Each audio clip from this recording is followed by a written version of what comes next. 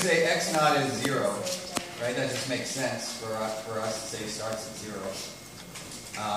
And we also know that b naught is 0. So you know what? Those two go by the wayside. And now all I have to do is substitute in here. 1/2 of 5.6 meters per second squared times 2 seconds squared. You don't even need a calculator for this, guys, right? One of these twos would cancel out the half, and then you would double 5.6 and you'd be back to 11.2. But this time you can see through your dimensional analysis that it's not 11.2 meters per second, it's 11.2 meters.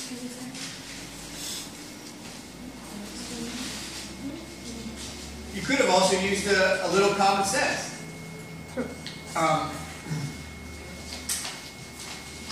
Nah, it's not. Okay, let's go on. So C just asks some assumptions. We're assuming he's running in a straight line, right? We're assuming that acceleration is constant.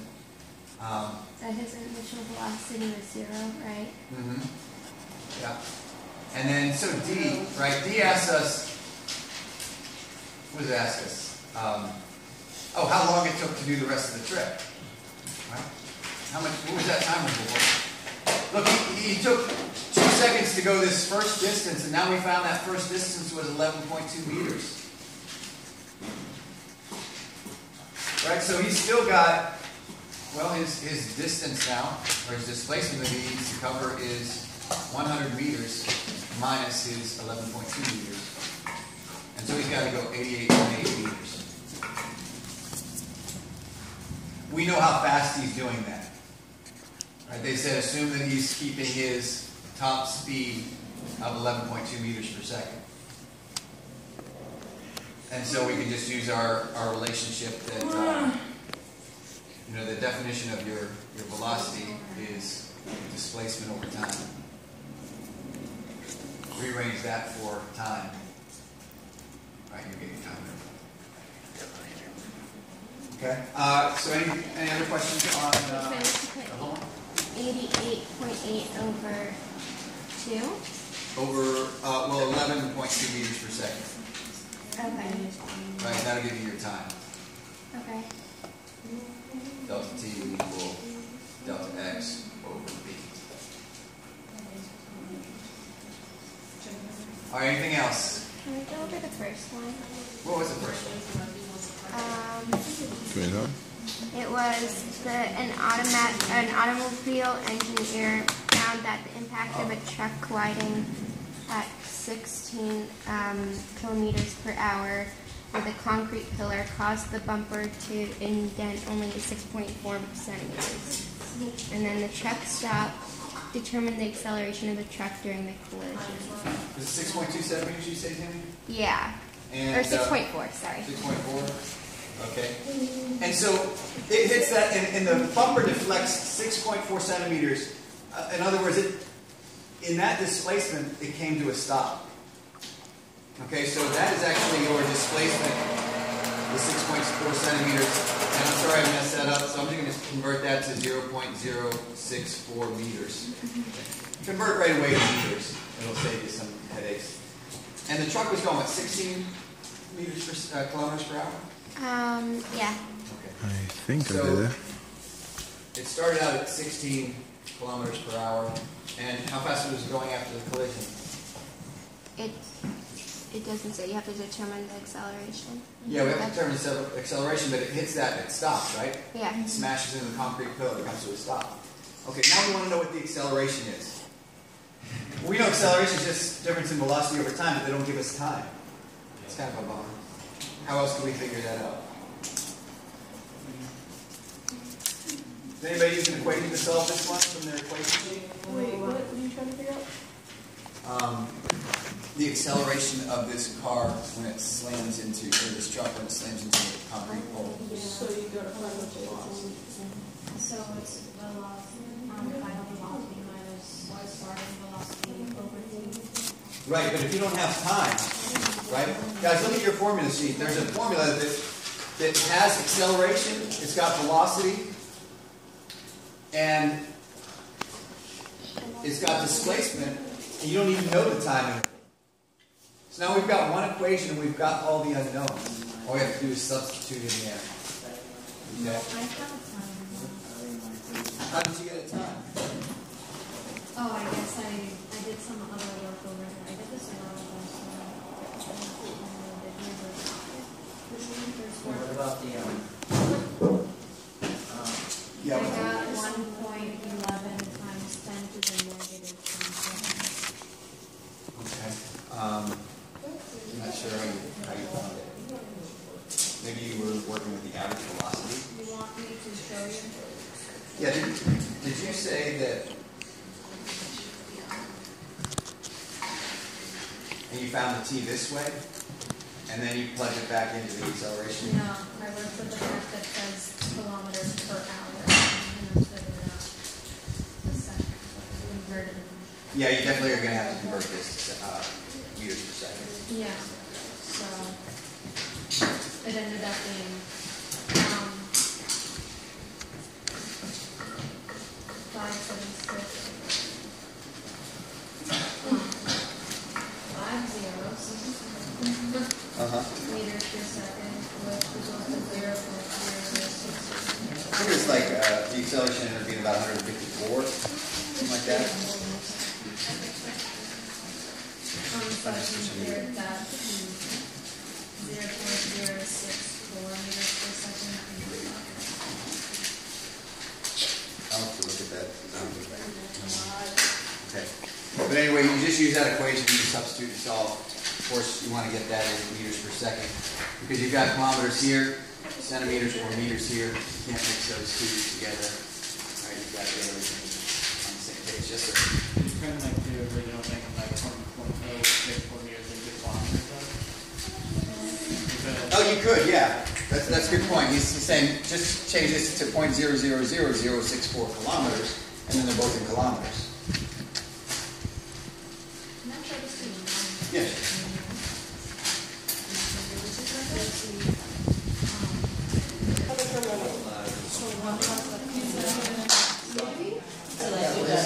Excuse me.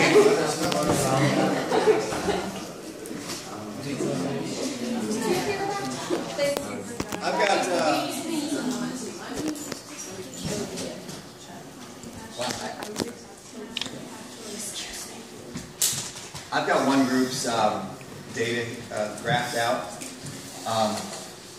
for the horizontal motion. And check out the horizontal velocity graph. It's nice and flat. Look at the horizontal position as a function of time. We've got this sloped line. What does that tell you about the horizontal motion of a projectile? It stays at a steady rate. Exactly. Yeah. It's not speeding up or slowing down sideways. Tell your neighbor why or why not. Why would it be speeding up or slowing down in the horizontal direction? Maybe. What did your group say? Okay. Alright. So you're asking why is the horizontal velocity like staying at the same time? Yeah. Okay. Why do you think? No, just a guess. I don't know. I mean, my gravity's always working on it the same way, so that's not going to change. It's horizontal. Okay, yeah, okay, so which way is gravity acting on it? It's the So vertical. you don't have to worry about it. Right. What is acting on it sideways? Horizontally. Air resistance, true. Okay, so what if we can, what if the air resistance is negligible? What else might be acting on it? Sideways. Yeah. The force, like the power that makes things If move. it had an engine propelling it, true. I'm talking about a projectile that doesn't have like an engine. Yeah. Oh. Yeah. Well, air resistance is friction, right? Okay, I'll give you a hint. It starts with an N and it ends with an nothing. Nothing, right? Nothing is acting on it horizontally other than a little air resistance, right?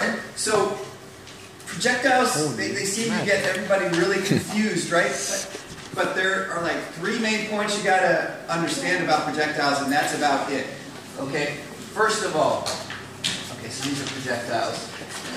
These are lab takeaways, by the way, projectiles. We're going to do a projectile lab later this week, but the one thing something we should have learned, right, is that projectiles accelerate vertically due to gravity. Okay? So the acceleration in the y direction is equal to little g.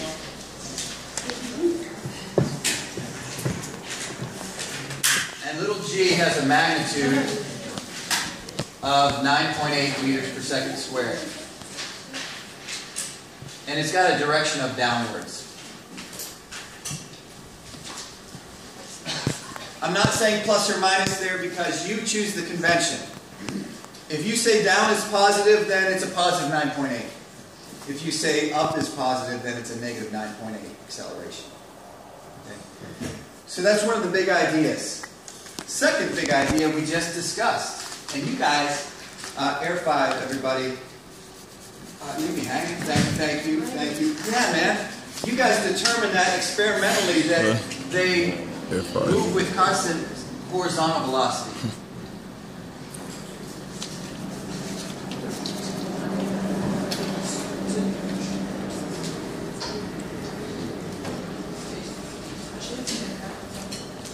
Okay, and as Isaac points out, that we've got to assume, oops, I'm going to say assuming air resistance is negligible. Assuming air resistance is what? Negligible. In other words, it's not significant. Negligible. All right, and so the acceleration in the x direction is 0. Right? There's no acceleration in the x direction. And really, lastly, accelerating vertically, constant velocity horizontally. Those two things are completely independent of each other. Okay? So, I'll say horizontal and vertical motion are independent.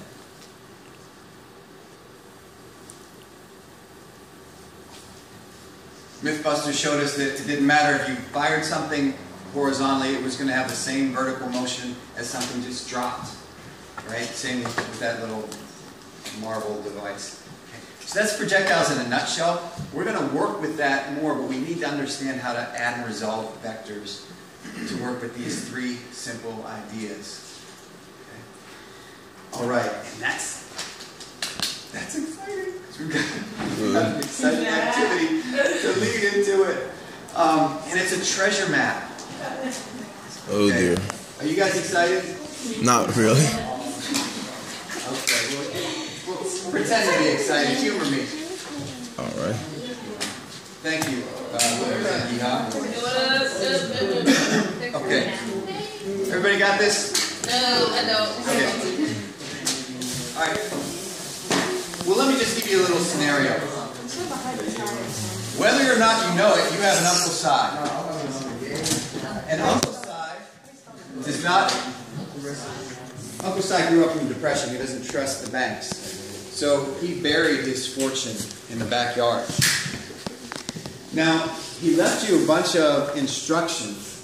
And I'll get these instructions out to you in a minute. And what they are is just a direction and a length. Go this far to the south. Go this far to the east.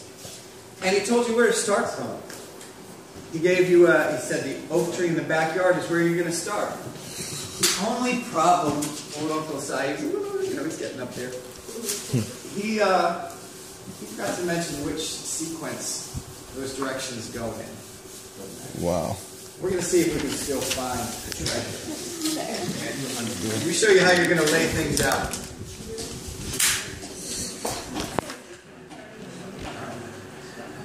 So here are his directions. We're going to find a location for the oak tree. You can use graph paper if you want, or whatever, just as long as your starting location doesn't change. You're going to start there, and then your directions look like this on popsicle sticks. Now, draw yourself a little compass if you have to.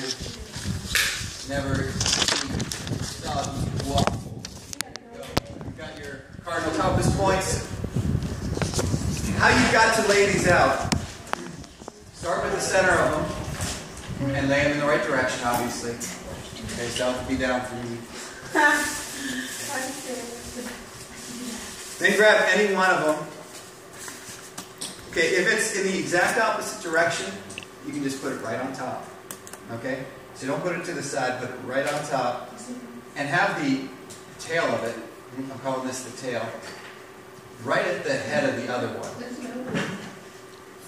So if it's the same, I'm going to put it right on top of there. Okay? And then I'm going to grab another one, and I'll lay this out. If it goes off the paper, don't worry about it. Not a big deal. But anyway, the key point is to make sure the middle of the tail is at the middle of the head of the other one. Okay?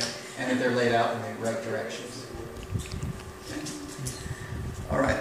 So what we're going to do is in groups of 4. We'll have 2 partners work on laying it out first, and then mark the location of your endpoint. Okay? And we'll do that for about 5 minutes, and then we'll